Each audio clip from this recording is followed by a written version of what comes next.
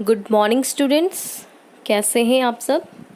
आशा है कि आप सभी स्वस्थ होंगे और मन लगाकर पढ़ रहे होंगे। तो बच्चों, आज का हमारा टॉपिक है विशेषण। विशेषण हम पिछली कक्षा में पढ़ चुके हैं। आज हम विशेषण की अंतिम भेद को जानेंगे। अभी तक हम विशेषण की परिभाषा और उसकी 3 भेदों को जान चुके हैं। आज का हमारा अंतिम भेद है जिसको हम समझेंगे। उससे पहले हम पिछली कक्षा में पढ़ी हुई बातों को दोहरा लेते हैं और उसके बाद ही आज की कक्षा शुरू करते हैं। तो अब तक हमने जाना है कि जो शब्द संज्ञा या सर्वनाम की विशेषता बताते हैं उसे हम विशेषण कहते हैं। जो शब्द विशेषता बतलाते हैं उन्हें तो हम विशेषण कहते हैं, और जिनकी विशेषता बतलाई जाती है वे क्या होते हैं, विशेष्य। ठीक है। अगर मैं कहूँ सीमा सुंदर है तो सीमा तो हो गई विशेष्य क्योंकि उसकी विशेषता पता चल रही है, और सुंदर हो गया विशेषण क्योंकि वो शब्द सीमा के बारे में हमें बतला रहा है। ठीक है। यहाँ पे नीचे उदाहरण भी देखिए। उदाहरण में आपको दिया हुआ है कि गोरा, काला, अच्छा, बुरा, सुंदर, मीठा, ये सभी तो आपके विशेषण वाले शब्द हैं। अब नीचे उदाहरण को देखिए। आसमान का रंग नीला है, इसमें नीला तो विशेषण हो गया और आकाश क्या हो गया, विशेष्य, क्योंकि नीला क्या है, आसमान या आकाश, सेम बात है। तो यहाँ पे विशेष्य हो गया आपका आसमान और उसका जो रंग है नीला वो हो गया आपका विशेषण। ठीक है। आगे बढ़ते हैं। विशेषण के 4 भेद हैं। विशेषण के 4 भेद इस प्रकार है: गुणवाचक, परिमाणवाचक, संख्यावाचक और संकेतवाचक। अभी तक हम गुणवाचक, परिमाणवाचक और संख्यावाचक को पढ़ चुके हैं।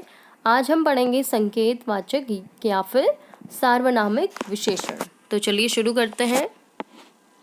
सार्वनामिक विशेषण जो सर्वनाम शब्द संज्ञा शब्दों की विशेषता बताने अर्थात उनकी ओर इशारा करने के लिए प्रयोग किए जाते हैं उसे हम सार्वनामिक विशेषण या फिर संकेतवाचक विशेषण भी कहते हैं।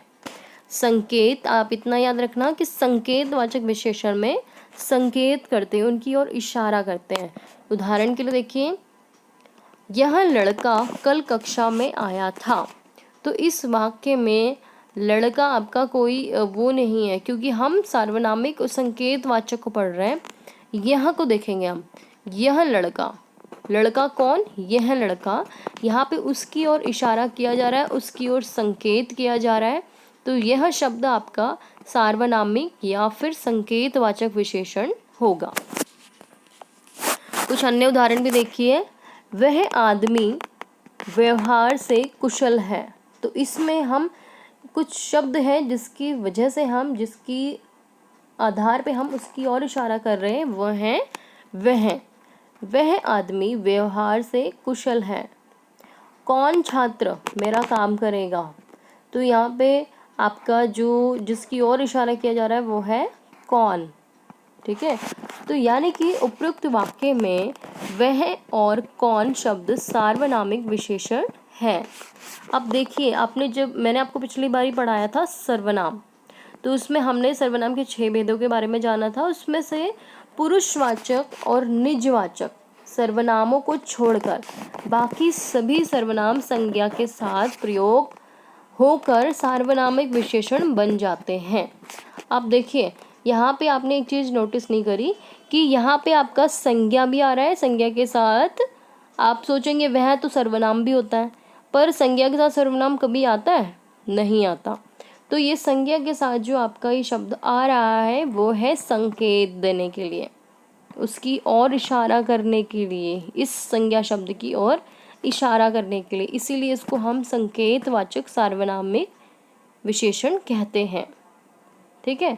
तो यहाँ पे निश्चयवाचक अगर ये शब्द आ जाए, यह, ये, वह, वे, तो भी आपका सार्वनामिक या फिर संकेतवाचक विशेषण है। और अगर कोई, कुछ, ये शब्द भी आ जाए तो भी आपका वही भेद है। कौन, क्या, ये शब्द भी आ जाए तब भी आपका संकेतवाचक विशेषण है।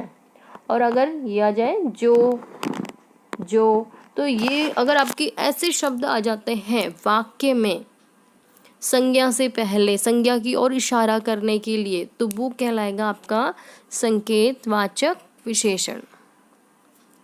ठीक है, आगे बढ़ते हैं।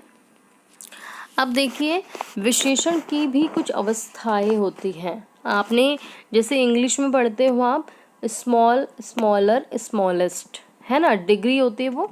इसी तरीके से आपके जो विशेषण है उसमें भी 3 अवस्थाएं होती हैं, मूलावस्था, उत्तरावस्था और उत्तमावस्था। मूलावस्था तो बिल्कुल हम आसान शब्दों में बात करते हैं, जैसे कि सीमा सुंदर है, उसको सुंदर शब्द को हम किसी से तुलना नहीं करते, कंपेयर नहीं करते। सीमा को, सीमा के बारे में सिर्फ बात बताई जाती है। उत्तरावस्था में हम 2 व्यक्तियों के बीच तुलना करते हैं, 2 लोगों के बीच में हम कंपेयर करते हैं कि सीमा गीता से अधिक सुंदर है ना। तो यहाँ पे मैंने 2 लोगों के बीच कंपेयर किया है, तुलना करी है, तो ये आपका आता है उत्तरावस्था में। और तीसरा है उत्तमावस्था, वो जिसमें किसी को भी हम तुलना नहीं करते, वो तो सबसे श्रेष्ठ होता है। इसमें हम शब्द या वाक्य बनाते हैं कि सीमा सबसे सुंदर है, तो यानी सीमा के जैसा सुंदर तो कोई है ही नहीं। तो उत्तमावस्था में उत्तम, बिल्कुल श्रेष्ठ, जो सबसे ऊपर हो, सीमा सबसे सुंदर है। तो यहाँ पे हम सीमा को दूसरों से तो तुलना कर रहे हैं, पर उसके बराबर कोई भी नहीं है, मतलब कि वो उत्तम है। जब आप बड़ी कक्षा में जाएंगे या 6-7 में पढ़ेंगे तब आपको ये अच्छे से बताया जाएगा, पर अभी आप सिर्फ ये समझ लीजिए कि विशेषण की अवस्थाएं होती है, जैसे कि इंग्लिश में होती है आपकी। उदाहरण देखिए, प्रिय, प्रियतर, प्रियतम, लघु, लघुत्तर, लघुतम, कोमल, कोमलतर, कोमलतम, निम्न, निम्नतर, निम्नतम, सुंदर, सुंदरतर, सुंदरतम, उच्च, उच्चतर, उच्चतम, अधिक, अधिकतर, अधिकतम, योग्य, योग्यतर, योग्यतम, सरल, सरलतर, सरलतम, कठोर, कठोरतर, कठोरतम, मधुर, मधुरतर, मधुरतम, न्यून, न्यूनतर, न्यूनतम, निकट, निकटतर, निकटतम। अब आप सोच रहे होंगे इतना जल्दी जल्दी कैसे पढ़ लिया मैम ने। तो यहाँ पे देखिए बहुत आसान है, आप भी पढ़ सकते हो। आपका यहाँ पे मूलावस्था है, ये आपका शब्द है विशेषण का प्रिया, इसके पीछे जुड़ गया तर, इसके पीछे जुड़ गया तम, सभी के पीछे तर तर तर तर जुड़ा हुआ है और सभी के पीछे तम जुड़ा हुआ है, इसीलिए आसानी से हम इसको पढ़ सकते हैं। उत्तरावस्था की पहचान है तर शब्द जुड़ जाता है मूल शब्द के साथ, और इसमें आपका उत्तमावस्था में तम जुड़ जाता है। ठीक है, आप भी पढ़ सकते हैं ऐसा।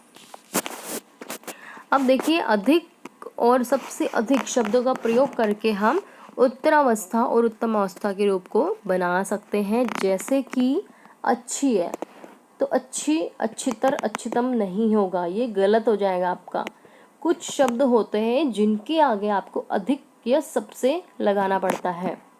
अब यहाँ पे शब्द है आपका अच्छी, अधिक अच्छी, सबसे अच्छी, चतुर, अधिक चतुर, सबसे चतुर यानी कि चालाक, बुद्धिमान, अधिक बुद्धिमान, सबसे अधिक बुद्धिमान। अब अगला है आपका बलवान, अधिक बलवान, सबसे अधिक बलवान।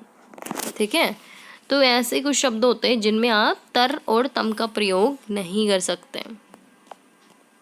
आशा है कि आपको पढ़ाया हुआ पूरा टॉपिक समझ आया होगा। आपके सामने कुछ प्रश्न हैं जो कि आपको स्वयं लिखने हैं। प्रश्न है, निम्नलिखित वाक्य में विशेषण शब्दों को रेखांकित करके भेद लिखिए। उदाहरण के लिए यहाँ पे आपका वाक्य है, यह पेन तान्या का है। तो इस वाक्य में यह शब्द आपको क्या कर रहा है, संकेत कर रहा है, संकेत कर रहा है ना, क्योंकि ये संज्ञा के आगे जुड़ गया यह।